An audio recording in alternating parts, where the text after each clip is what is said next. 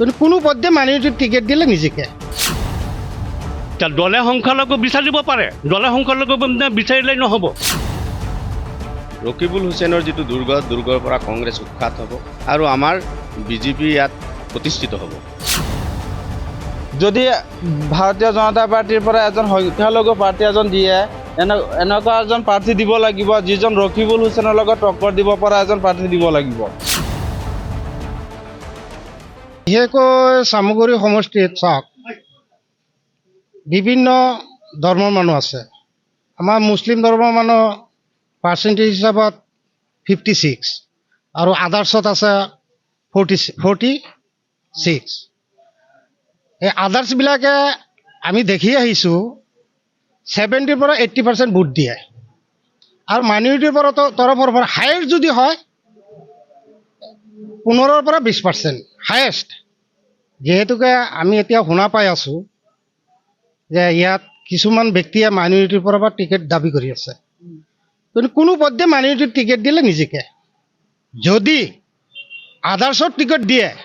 তেতিয়াহ'লে এইবাৰ উপ নিৰ্বাচনত আমি চামগুৰি সমষ্টিটো জিকিব বুলি আমি মানে 100% মানে জিকিম বুলি মানে আশা আছে আমি শুনক আমাৰ কথা হ'ল আমি ইয়াত কেইবাটাও ধৰ্মৰ বা জাতিৰ মানুহে বসবাস কৰি আছোঁ কিন্তু আমিতো ইমান দিন দেখিলোঁ আমি বিজেপি কৰি আছোঁ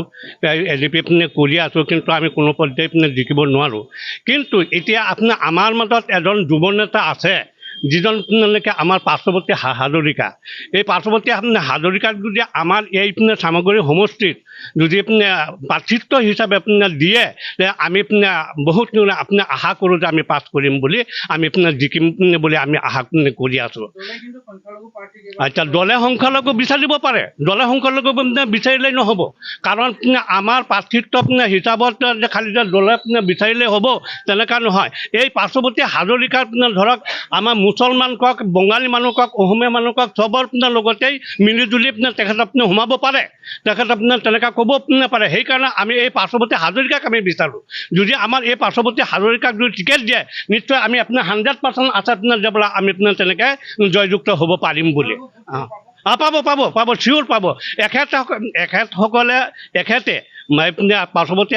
হাজৰিকা আছে যে আমাৰ সংখ্যালঘু মানুহৰ ৰগে ৰগে ঘূৰিব পাৰে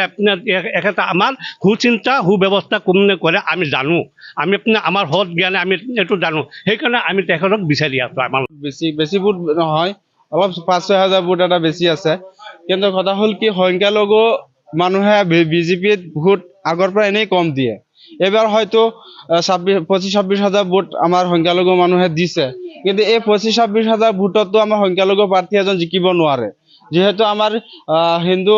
মানুহ হ'ল অসমীয়া মানুহত ইহঁতে 80-90% ভোট বিজেপি পক্ষত দি আছে গতিকে মাইনৰিটি এজন প্ৰাৰ্থী দিয়াৰ পিছত এই হিন্দু মানুহখিনিয়ে যে মাইনৰিটি প্ৰাৰ্থী এজনক মানে ভোট দিব আমি আশা কৰিব নোৱাৰোঁ কাৰণ যদি ভাৰতীয় জনতা পাৰ্টিৰ পৰা এজন সংখ্যালঘু প্ৰাৰ্থী এজন দিয়ে এনেকুৱা এজন প্ৰাৰ্থী দিব লাগিব যিজন ৰকিবুল হুছেইনৰ লগত টক্কৰ দিব পৰা এজন প্ৰাৰ্থী দিব লাগিব গতিকে মই চামগুৰি সমষ্টি নহয় গোটেই অসমখনত মই ৰকিবুল হুছেইনৰ লগত টক্কৰ দিব পৰা মাইনৰিটি প্ৰাৰ্থী এজন মই দেখি পোৱা নাই গতিকে উপ নিৰ্বাচনত ৰকিবুল হুছেইনৰ লগত যদি সাধাৰণ এজন মাইনৰিটি প্ৰাৰ্থী এজন দি দিয়ে অসমীয়া হিন্দু মানুহবিলাকে ভাবিব যে এইটো অচিনাকি মানুহ এজনক ভোট দিয়াতকৈ আগত আমাৰ ৰকিবুল হুছেইনৰ ল'ৰাকে ভোট দিয়াই ভাল হ'ব গতিকে মই অসমীয়া প্ৰাৰ্থী এজন বিচাৰিছোঁ মাইনৰিটি প্ৰাৰ্থীয়ে যদি টিকেট দিয়ে খুব বেছি 15-20 হাজাৰ ভোট পাব চামগুৰিত আমাৰ উপ নিৰ্বাচন সমাগত আৰু ইতিমধ্যে চামগুৰি সমষ্টিৰ চুকে কোণে